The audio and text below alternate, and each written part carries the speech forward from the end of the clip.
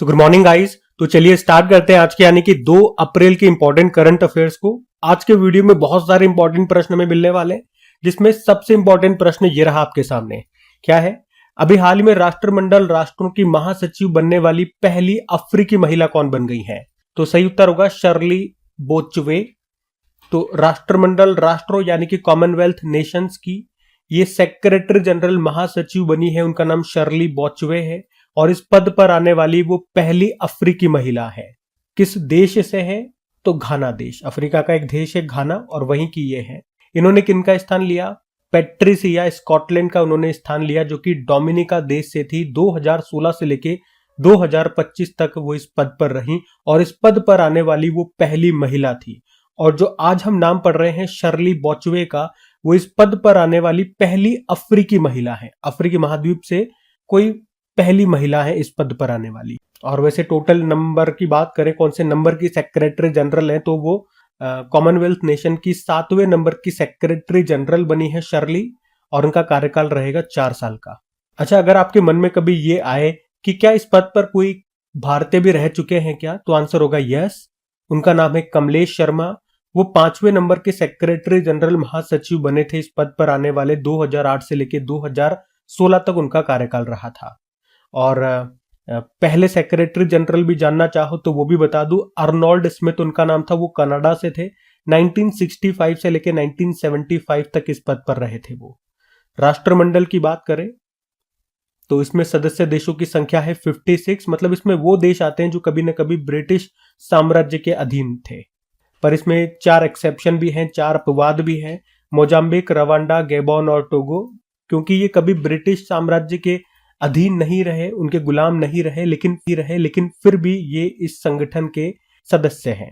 इसका मुख्यालय आपको मिलेगा लंदन यूके में। और हमने कहा इसके नई सेक्रेटरी जनरल बन गई है अभी शर्ली बोचवे, इनका नाम है। घाना देश से बिलोंग करती है। अच्छा, अब यहाँ पे कॉमनवेल्थ से, राष्ट्रमंडल से संबंधित कुछ और इंपॉर्टेंट फैक्ट्स मैं आपको बता दूं, क्योंकि अभी ये न्यूज में है तो इससे संबंधित इसके आसपास के जो भी एरिया है वहां से भी प्रश्न बन सकते हैं एग्जाम में।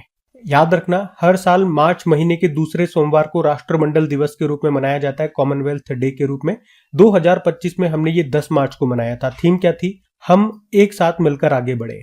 और ये सब मैंने आपको बता ही दिया। इसमें सदस्य देश इतने हैं और ये और कॉमनवेल्थ देशों के बीच में जो गेम्स होते हैं उनको कॉमनवेल्थ गेम्स कहते हैं। हर 4 साल में होते हैं। लास्ट एडिशन 2022 में वो था, 22वां एडिशन बर्मिंघम इंग्लैंड में। अब 2026 वाला आपको याद रखना है, 23वां संस्करण है। कहां पर होगा? ग्लासगो स्कॉटलैंड में होगा। और भारत भी कॉमनवेल्थ गेम्स को कभी होस्ट कर चुका है क्या? ये प्रश्न एग्जाम में आ चुका है। यस, कर चुके हैं। 2010 वाला एडिशन था 19वां, वो हमने होस्ट किया था नई दिल्ली में। और ये भी प्रश्न एग्जाम में पूछा जा चुका है कि कॉमनवेल्थ गेम्स का पहला एडिशन कब और कहां हुआ था? 1930 में हैमिल्टन कनाडा में हुआ था। ये करंट अफेयर्स का प्रश्न है। अभी कॉमनवेल्थ गेम्स फेडरेशन का हमने नाम बदल दिया और नाम बदल के क्या रख दिया? कॉमनवेल्थ स्पोर्ट रख दिया है। ठीक है, तो ये भी ध्यान में रखना। अब आज ये हमने अपॉइंटमेंट वाला प्रश्न पढ़ा है और अपॉइंटमेंट में भी कैसा अपॉइंटमेंट है? महिला का अपॉइंटमेंट है। तो चलो आज इसी तरह से कुछ इंपॉर्टेंट महिलाएं मैं आपको रिवाइज कराता हूं जो इंपॉर्टेंट अपॉइंटमेंट है। जैसे कि राष्ट्र महिला आयोग की अध्यक्ष कौन है? विजया किशोर रहाटकर हैं। अभी 50 अंतरराष्ट्रीय गोल करने वाली पहली भारतीय महिला फुटबॉलर का नाम जरूर याद रखना, बाला देवी है। भारतीय वायुसेना की जगुआर स्क्वाड्रन की पहली महिला पायलट बनी थी तनुष्का सिंह। अभी ये सबसे इंपॉर्टेंट है। इंटरनेशनल ओलंपिक कमेटी की पहली महिला अध्यक्ष है क्रिस्टी कॉवेंट्री, उनका नाम है। जिम्बाब्वे की इस पद पर आने वाली पहली महिला और पहली अफ्रीकी है। वर्ल्ड ट्रेड ऑर्गेनाइजेशन की पहली महिला हेड नागोजी ओंकाजा इवेला, आप जानते हो नाइजीरिया से हैं। पहली महिला विधि सचिव लॉ सेक्रेटरी अभी बनी थी। करंट अफेयर्स का प्रश्न है। अंजू राठी राणा नाम है। CSIR council of scientific and industrial research की पहली महिला चीफ कौन है? नल्ला थम्बी कलाई सेल्वी है। दिल्ली की अभी चौथी महिला मुख्यमंत्री बनी है रेखा गुप्ता। और अभी नामीबिया देश की पहली महिला राष्ट्रपति कौन बनी है? नुतुम्बे नंदी नदेतवा। ठीक है, तो ये सब भी याद में रखना। अगला प्रश्न देखते हैं। फिर अगले में पूछ रहे हैं, अभी हाल ही में भारत और किस देश के बीच त्रिसेवा अभ्यास, जिसको बोलेंगे टाइगर ट्रियम्फ 2025, इसका आयोजन किया गया? तो आंसर होगा अमेरिका। एक्सरसाइज का नाम है टाइगर ट्रियम्फ और ये त्रिसेवा ट्राई सर्विस एक्सरसाइज है। इस बार इसका ये 4था संस्करण हुआ। किनके बीच होता है? भारत और अमेरिका के बीच में। अभी 1 अप्रैल 2025 को ये शुरू हुआ, 13 अप्रैल तक चलेगा। कहां पर? आंध्र प्रदेश के विशाखापत्तनम में और बंगाल की खाड़ी में। और अभी इस एक्सरसाइज का जो उद्घाटन समारोह है आईएनएस जलाश्व पर आयोजित किया गया था। इसमें भारत की ओर से आईएनएस जलाश्व, आईएनएस घड़ियाल, आईएनएस मुंबई, आईएनएस शक्ति और समुद्र टोही विमान है हमारा P-8I, C-30 परिवहन विमान और Mi-17 हेलीकॉप्टर ने हिस्सा लिया। ठीक है, तो इस बार इसका चौथा संस्करण हो रहा है, ये याद रखना। पहला संस्करण 2019 में हुआ था, वो भी विशाखापत्तनम और बंगाल की खाड़ी में हुआ था। वैसे अमेरिका के साथ और कौन कौन सी एक्सरसाइज करते हैं आपको याद होगा, एक कोप इंडिया करते हैं, युद्ध अभ्यास करते हैं, वज्र प्रहार करते हैं और ये टाइगर ट्रियम्फ करते हैं। चलो मिलिट्री एक्सरसाइज वाला प्रश्न है। अभी 2025 में पिछले 3 महीने में, जनवरी फरवरी मार्च, इन 3 महीने में हमने कौन कौन सी इंपॉर्टेंट एक्सरसाइज करे वो सारे मैं आपको यहाँ पे रिवाइज कराऊंगा, बिल्कुल ध्यान से सुनना। तो इस साल की पहली एक्सरसाइज हमने पढ़ी थी डेविल स्ट्राइक, भारतीय सेना और वायुसेना के बीच में हुई थी। फिर ला पेरोस पढ़ा था, फ्रांस ने आयोजन किया था, बहुपक्षीय अभ्यास, मतलब बहुत सारे देश हिस्सा लेते हैं, भारत ने भी लिया। कहाँ हुआ था? मलक्का, सुंडा, लोम्बेक, जलडमरू मध्य स्ट्रेट में। एक्वेरियन अभ्यास भारत मालदीव के बीच में हुआ, मालदीव में। ट्रॉपिक अभ्यास भारतीय सेना, वायुसेना और भारतीय तटरक्षक बल के बीच में हुआ, हिंद महासागर में। साइक्लोन अभ्यास भारत इजिप्ट के बीच में हुआ, राजस्थान में। विंग्ड राइडर अभ्यास भारतीय सेना वायुसेना के बीच में हुआ, पूर्वी कमान में। कोमोडो अभ्यास आयोजन इंडोनेशिया ने किया था, बाली इंडोनेशिया में, भारत ने भी हिस्सा लिया। सागर कवच अभ्यास इंडियन कोस्ट गार्ड ने आयोजन किया था, पश्चिम बंगाल में। जल थल रक्षा भारतीय सेना, तटरक्षक बल और समुद्री पुलिस ने आयोजन किया था, बेट द्वारका गुजरात में। उसके अलावा सी ड्रैगन अभ्यास का आयोजन अमेरिका ने किया था, पश्चिमी प्रशांत महासागर में, गुआम तट पर, भारत ने भी हिस्सा लिया। डेजर्ट हंट अभ्यास इंडियन एयरफोर्स ने आयोजन किया था, जोधपुर राजस्थान में। खंजर अभ्यास का 12वां संस्करण भारत किर्गिस्तान के बीच में हुआ, बिश्केक किर्गिस्तान में। वरुण अभ्यास भारत फ्रांस के बीच में हुआ था, अरब सागर में। कॉर्पेट और बोंगो सागर अभ्यास भारत बांग्लादेश के बीच में हुआ, बंगाल की खाड़ी में। थर्मागार्जन अभ्यास छठा संस्करण हुआ, भारत जापान के बीच में, जापान में। एक्कीमे अभ्यास याद रखना, पहली बार हुआ है, ये नौसैन्य अभ्यास है, भारत और 10 अफ्रीकी देशों के बीच में हुआ, हिंद महासागर में। भारत और तंजानिया ने इसका आयोजन किया था। प्रचंड प्रहार अभ्यास तीनों सेनाओं ने आयोजन किया था हमारी अरुणाचल प्रदेश में। इंदिरा अभ्यास भारत रशिया के बीच में हुआ, ये चेन्नई तट पर और बंगाल खाड़ी में। और इनकियोज अभ्यास इसका आयोजन ग्रीस ने किया था, ग्रीस में ही, भारत ने भी इसमें हिस्सा लिया है। तो ये अभी 2025 में इतने एक्सरसाइज हम पढ़ चुके हैं करंट अफेयर्स में, वो सारे मैंने आपको एक साथ यहाँ पे रिवाइज करवा दिए, तो ये सब ध्यान में रखना। और अगर इनके आप क्विज भी लगाना चाहते हो, और जो रेगुलर स्टूडेंट्स हैं उनको तो पता है, अगर कोई पहली बार इसे देख रहे हैं, हमसे जुड़ रहे हैं, तो आपको बता दूं, केवल मिलिट्री एक्सरसाइज ही नहीं, हर टॉपिक पे आपको अलग से करंट अफेयर्स पे क्विज मिल जाएगी। तो अपनी क्रिक एग्जाम एप्लीकेशन पे जब आप जाओगे, फ्री क्विज वाले सेक्शन में आप जाना, टॉपिक वाइज करंट अफेयर्स पे, वहां देखना हर टॉपिक पे आपको क्विज अवेलेबल है, और वो भी मंथली वाइज है। जैसे कि अवार्ड्स की चाहिए वो मिल जाएगी, अपॉइंटमेंट मिल जाएगा, सबमिट मिल जाएगा, AI से संबंधित topics, military exercise, important days हो गए, वुमेन इन न्यूज हो गई, तो हर टॉपिक पे आपको क्विज वहां पे अवेलेबल हो जाएगी। तो जिस भी टॉपिक की आप प्रैक्टिस करना चाहते हैं, क्विज लगाते रहें और प्रैक्टिस करते रहें। ठीक है, हम अगले प्रश्न की ओर बढ़ते हैं। क्रिक एग्जाम ऐप का लिंक डिस्क्रिप्शन बॉक्स में भी है और गूगल प्ले स्टोर से भी उसे इंस्टॉल कर सकते हैं। अभी अगला प्रश्न देखते हैं। फिर देखो अगले में क्या पूछ रहे हैं कि अंतरराष्ट्रीय योग दिवस 2025 की थीम क्या है। तो इसका सही उत्तर हो जाएगा, एक पृथ्वी एक स्वास्थ्य के लिए योग। आप कहोगे योग दिवस तो अभी बहुत दूर है, क्योंकि जून के महीने में होता है ना, ये तो 21 जून को होता है, तो अभी से क्यों पढ़ रहे हैं? क्योंकि अभी प्रधानमंत्री नरेंद्र मोदी ने उनका जो मन की बात कार्यक्रम आता है उसमें इंटरनेशनल योगा डे 2025 के लिए थीम घोषित कर दी है। तो थीम क्या है? योग for one earth one health. कब मनाया जाता है योग दिवस? 21 जून को, पहली बार 2015 में मनाया गया था। ठीक है, तो इस कारण से अभी ये चर्चा में है, तो थीम आपको याद रखनी है। अच्छा, अब एक प्रश्न मैं आपसे पूछता हूं, अभी हाल ही में किस राज्य ने वैश्विक योग केंद्र बनने के लिए भारत की पहली योग नीति, योग पॉलिसी को लॉन्च किया था? यह आपके लिए होमवर्क प्रश्न छोड़ रहा हूं मैं, आपको इसका उत्तर करना है। हम अगले प्रश्न की ओर बढ़ते हैं। फिर अगले में पूछ रहे हैं, अभी हाल ही में the great conciliator Lal Bahadur Shastri and the transformation of India नामक पुस्तक को किसने लिखा है? तो आंसर होगा संजीव चोपड़ा ने। तो अभी लेखक संजीव चोपड़ा ने लाल बहादुर शास्त्री जी के ऊपर एक बुक लिखी है जिसका नाम है the great conciliator Lal Bahadur Shastri and the transformation of India. तो उन्होंने इस बुक में मुगल सराय में जब उनका जन्म हुआ था और उनका जो शुरुआती जीवन रहा है, तो शुरुआती जीवन से लेकर बॉर्डर सिक्योरिटी फोर्स की गठन तक और जय जवान जय किसान के नारे से लेकर उनके दूसरे प्रधानमंत्री बनने तक के सफर के बारे में इस बुक में इन्होंने बताया है। ठीक है, तो बुक का नाम और उसके लेखक का नाम संजीव चोपड़ा, इनका नाम याद रखना। चलो, बुक्स एंड ऑथर वाला प्रश्न है, कुछ इंपॉर्टेंट बुक्स मैं आपको और रिवाइज कराता हूँ। ये सारी बुक्स 2025 की इंपॉर्टेंट बुक्स हैं और ये बिल्कुल लेटेस्ट वाली शीट में आपके लिए लेकर के आया हूँ आज।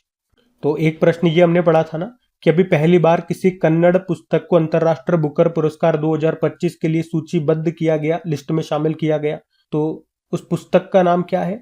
हार्ट लैम्प, और दीपा भास्ती ने अंग्रेजी में इसे अनुवाद किया है। खैर, अब इसे पुरस्कार मिलेगा नहीं मिलेगा वो अलग बात है, लेकिन फाइनलाइज्ड ये एक भारतीय बुक है तो हमारे लिए इंपॉर्टेंट रहेगा। और आप जानते ही हो, बुकर पुरस्कार की बात है तो बुकर पुरस्कार 2024 किसने जीता? याद रखना, सामंता हार्वे ने इंग्लैंड किए, उनके उपन्यास ऑर्बिटल के लिए। और इंटरनेशनल बुकर प्राइज 2024 को जीता था जेनी अर्पेनबेग ने, वो जर्मनी की लेखिका है, उनके उपन्यास काइरोस के लिए।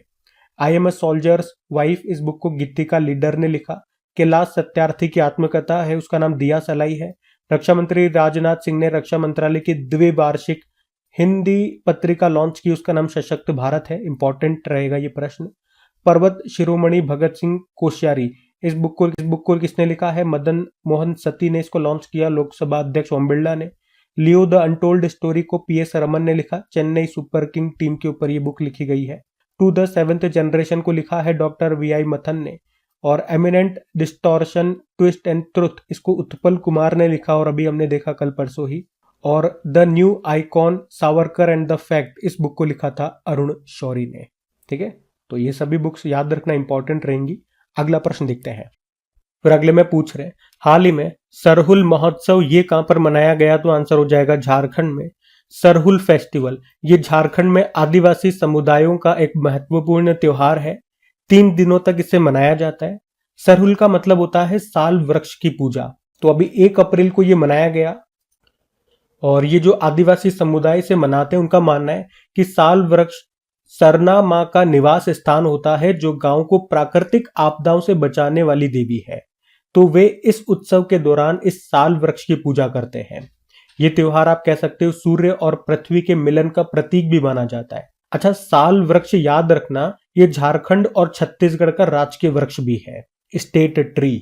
तो सरहुल फेस्टिवल बड़ा इंपॉर्टेंट है, एग्जाम में पूछा जाता है, इसको इंपॉर्टेंट मार्क करना। अब ये झारखंड में मनाया जाता है और फेस्टिवल वाला प्रश्न है, तो मैं आपको दोनों ही चीजें रिवाइज करा। तो पहले मैं आपको कुछ इंपॉर्टेंट फेस्टिवल से रिवाइज कराता हूँ, फिर झारखंड लेकर के चलूंगा। तो देखो, अभी न्यूकुम यूलो उत्सव मनाया गया था अरुणाचल प्रदेश में, निशी जनजाति के द्वारा मनाते। एली लिगोंग उत्सव असम में मनाया गया, मिसिंग जनजाति के द्वारा। रक्षा मंत्रालय ने कहां पर शौर्य वेदनम उत्सव का आयोजन किया था? बिहार के पूर्वी चंपारण जिले के मोतिहारी शहर में। सूफी महोत्सव जहान ए खुसरो, ये नई दिल्ली में मनाया गया। हेरात उत्सव जम्मू कश्मीर में। चापचारकुट महोत्सव मिजोरम में। शाश्वत मिथिला महोत्सव ये गुजरात के गांधीनगर में। होला मोहल्ला त्योहार पंजाब में। अट्टुकल पोंगल उत्सव केरल में 10 दिनों तक चलता है, याद रखना। और इसी तरह से एक पोंगल उत्सव होता है, वो तमिलनाडु में होता है, वो 4 दिनों तक चलता है। इसमें आप कंफ्यूज न रहो, इसलिए मैंने इसको साथ साथ लिख दिया, क्योंकि अगर नहीं ध्यान से पढ़ोगे तो आप कंफ्यूज हो सकते हो।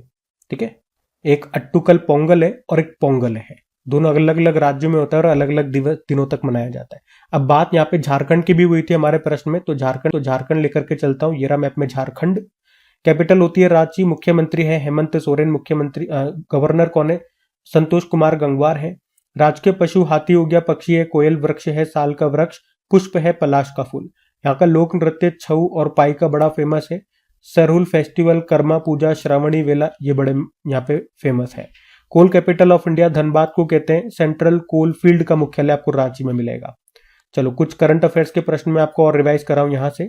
तो 2025 में झारखंड किन किन कारण से न्यूज में था? देखो, अभी भारत का पहला महिला हॉकी इंडिया लीग का आयोजन ये रांची झारखंड में हुआ था, जिसको जीता किसने था? उड़ीसा वॉरियर ने सुरमा हॉकी क्लब को हराकर। ठीक है, तो 2025 में अगर बात करें तो झारखंड से अभी इतनी ही न्यूज हमारे पास है, बाकी स्टैटिक मैंने आपको रिवाइज करा दिया आगे। अभी अगले प्रश्न की ओर बढ़ते हैं।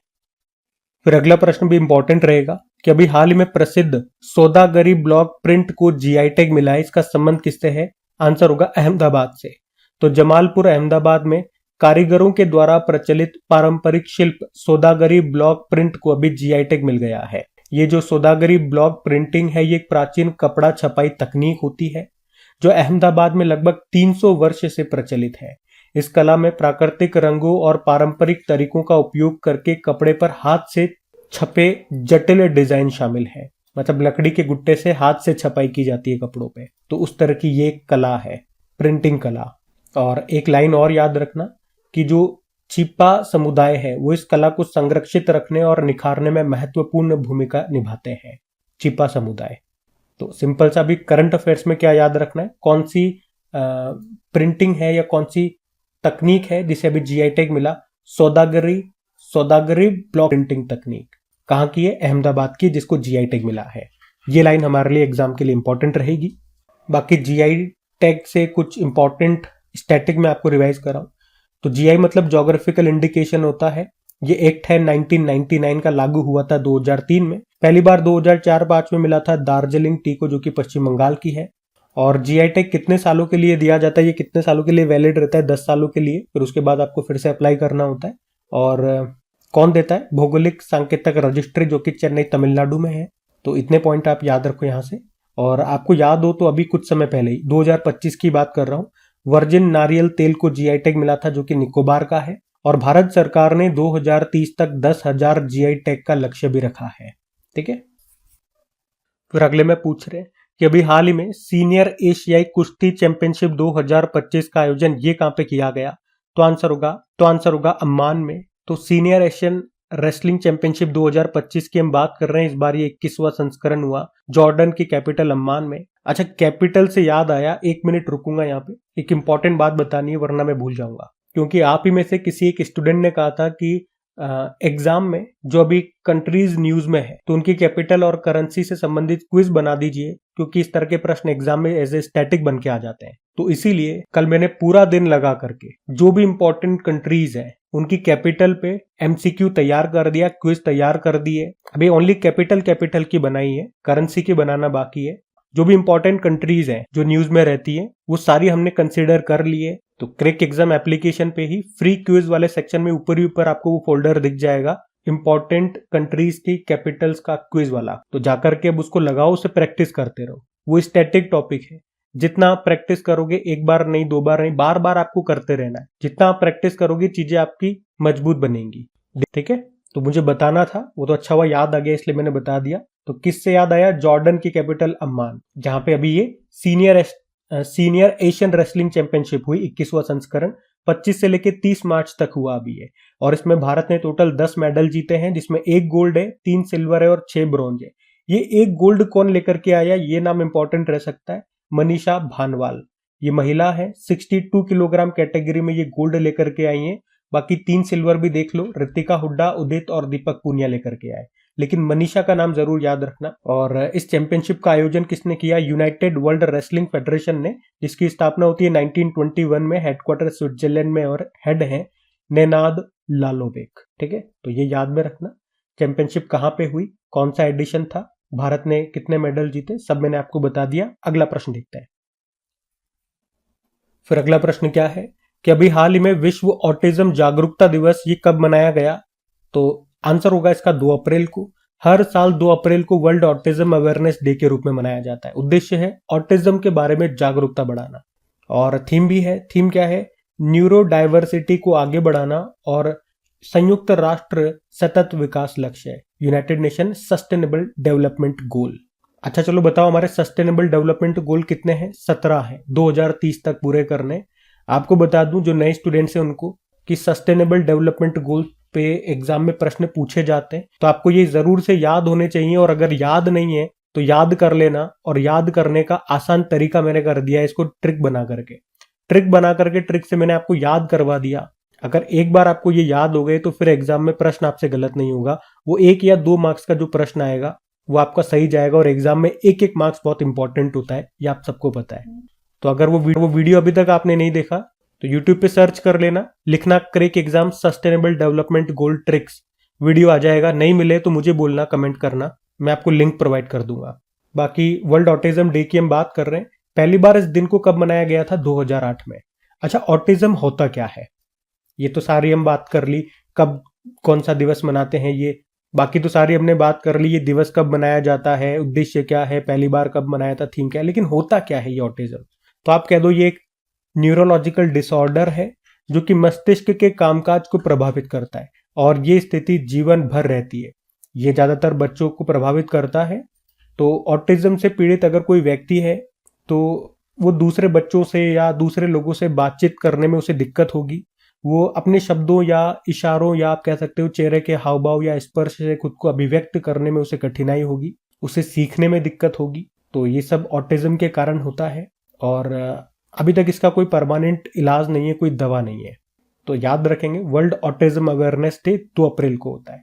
अभी 1 अप्रैल को कौन सा दिवस हमने मनाया था? उत्कल दिवस मनाया था। ठीक है, तो ये ध्यान में रखना। अगला प्रश्न देखते हैं। फिर अगले में पूछ रहे कि 2025 में पुरुष एशिया कप हॉकी प्रतियोगिता कहां पर होगी? तो आंसर होगा इसका भारत में होगी। बात कर रहे हैं men's Asia cup hockey tournament 2025 की 12वां संस्करण होगा इसका ये, और भारत होस्ट कर रहा है। भारत में भी कहा? राजगीर बिहार में, जो राजगीर हॉकी स्टेडियम है वहां पे 29 अगस्त को शुरू होगा, 7 सितंबर तक ये चलेगा। अच्छा, बिहार के राजगीर से आपको याद आएगा अभी पिछले साल ही हमने पढ़ा था नवंबर के महीने में 8वीं महिला एशियन हॉकी चैंपियनशिप हुई थी बिहार के राजगीर में, जिसको आपको याद होगा भारत ने जीता था चीन को हरा करके, याद आया। तो अब एक बार फिर से एक इंटरनेशनल टूर्नामेंट होने जा रहा है बिहार के राजगीर में। कौन सा? Men's Asia cup hockey tournament, और भारत दूसरी बार इसको होस्ट कर रहा है। इससे पहले आप देख सकते हो पूरी मेडल आपके पूरी मैंने लिस्ट आपके सामने लगा दी है। 2007 में आप देखो भारत ने जो इसका 7वां संस्करण था उसको होस्ट किया था, तब ये चेन्नई में हुए थे। अब दूसरी बार भारत इसको होस्ट कर रहा है और आप देख सकते हो भारत इसे कितनी बार जीता है। अभी तक 12वां संस्करण होगा ना, अब 11 हो चुके हैं, तो 11 में से भारत कितनी बार जीता? 3 बार जीता है। एक तो 2003 वाला एडिशन हमने जीता था, 2007 वाला जीता था और 2017 वाला एडिशन भारत ने जीता था। अच्छा, यहाँ पे एक और पॉइंट नोट करना कि 2026 में जो FIH men's hockey world cup है वो कहां पर होंगे? बेल्जियम और नीदरलैंड में होंगे। अब बात यहाँ पे हॉकी की है और हॉकी से ही डिटेल्ड रिवीजन कल भी मैंने आपको करवाया था, कल वाली करंट अफेयर्स की क्लास में। तो आज हम अगले प्रश्न की ओर बढ़ते हैं। फिर अगले में पूछ रहे हैं हाल ही में किसने मियामी ओपन 2025 का खिताब जीत लिया? तो आंसर होगा आर्यना सबालेंका ने। तो दुनिया की नंबर 1 टेनिस प्लेयर है आर्यना सबालेंका और इन्होंने अभी मियामी ओपन 2025 का खिताब जीत लिया है। इन्होंने फाइनल में किसको हराया? जेसिका पेगुला को, जो कि अमेरिका के टेनिस प्लेयर है। और ये आर्यना सबालेंका कहाँ की है? बेलारूस की प्लेयर है। और इस तरह से ये उनका 19वां WTA खिताब है, वुमेन टेनिस एसोसिएशन। और आपको बता दूं कि पिछले साल 2 ग्रैंड स्लैम इन्होंने जीते थे, ऑस्ट्रेलियन ओपन और US ओपन में जो वुमेन सिंगल है वो इन्होंने ही जीता था। उससे पहले 2023 में ऑस्ट्रेलियन ओपन का वुमेन सिंगल ये जीत चुकी है। मतलब अभी तक 3 बार ये ग्रैंड स्लैम खिताब जीत चुकी है। आर्यना सबालेंका इनका नाम है। अच्छा, वैसे तो इस साल ऑस्ट्रेलियन ओपन हो चुके हैं अभी तक, तो किसने जीता ऑस्ट्रेलियन ओपन आपको पता है? चलो मैं आपको रिवाइज करवा दूं। देखो, अगर मेंस की हम बात करें, मेंस सिंगल, तो जेनिक सिनर विजेता रहे थे, इटली के हैं। और वुमेन सिंगल मेडिसन कीज विजेता रही थी, वो USA की है, याद रखना। अच्छा, अभी एक टेनिस प्लेयर ने संन्यास भी ले लिया है, सिमोना हालेप ने। अब मेरा ये आपसे होमवर्क प्रश्न रहेगा, सिमोना हालेप का संबंध किस देश से है? किस देश की टेनिस प्लेयर है? इसका उत्तर आप लोगों को देना है। बाकी ये थी आज की हमारी करंट अफेयर्स की क्लास। कमेंट करके जरूर बताइएगा सेशन आपको कैसा लगा, और अगर अच्छा लगे आपको सेशन तो प्लीज वीडियोस को सपोर्ट जरूर कीजिएगा। अपने दोस्तों के साथ में स्टडी ग्रुप में एक बार शेयर जरूर करना, मुझे भी अच्छा लगेगा, मुझे भी प्रोत्साहन मिलेगा। आपके लिए अच्छा कंटेंट तैयार करने में मुझे भी मजा आएगा जब आप लोगों की तरफ से मुझे सपोर्ट मिलेगा। तो शेयर करना मत भूलिएगा, लाइक नहीं करा तो लाइक कर देना।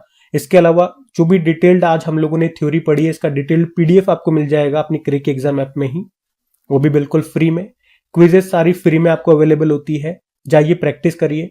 अभी जैसे मैंने आपको ये थ्योरी पढ़ा दिया, अब थ्योरी पढ़ा दिया उसके बाद क्या होगा? उसके बाद आपका टेस्ट होगा, और फिर वहां पे देखना कि जो भी आज हमने थ्योरी पढ़ी है, जब उसका हैंड टू हैंड आपका टेस्ट लिया जा रहा है तो उसमें आपका परफॉर्मेंस कहता है कितने प्रश्न आपके सही जा रहे हैं, किसमें आप अटक रहे हो, प्रश्नों को रीड कर पा रहे हो, कितने स्पीड से नहीं कर पा रहे हो, कितना टाइम ले रहे हो, बाकी दूसरे स्टूडेंट्स के साथ आपकी रैंकिंग क्या चल रही है। बाकी चलो अभी कल के करंट अफेयर्स का मैं आपको क्विक रिवीजन करा दूं, फिर हम सेशन एंड करते हैं। तो कल पहला प्रश्न पूछा था, अभी नरेंद्र मोदी जी के निजी सचिव कौन बनी है? तो निधि तिवारी। फिर पूछा 30 मार्च 2025 को साजिबू चेराओबा नववर्ष उत्सव ये कहां पर मनाया गया? मणिपुर। विंडहैम कैंपबेल पुरस्कार किसे मिला? राणा दासगुप्ता। छठा बिम्स्टेक शिखर सम्मेलन की मेजबानी कौन कर रहा है? थाईलैंड। किसने अपने अंतरिक्ष वेधशाला मिशन गैया को बंद कर दिया? European space agency. Ripples of change नामक बुक को किसने लॉन्च किया? CR पाटिल। FIH जूनियर पुरुष हॉकी वर्ल्ड कप 2025 की मेजबानी कौन कर रहा है? तो भारत कर रहा है। भारत में भी कहा, तमिलनाडु में। परमाणु मिशन के तहत भारत ने वर्ष 2047 तक कितने परमाणु ऊर्जा उत्पादन क्षमता स्थापित करने का लक्ष्य रखा? 100 गीगावाट। अंतरराष्ट्रीय ट्रांसजेंडर दृश्यता दिवस 31 मार्च को मनाया। और आखिरी प्रश्न था कि टेबल टेनिस के WTT स्टार कंटेंडर इवेंट के सेमीफाइनल में पहुंचने वाले पहले भारतीय खिलाड़ी बन गए कौन? मानव ठक्कर। चलो कल का भी होमवर्क प्रश्न देखते हैं और सेशन एंड करते हैं।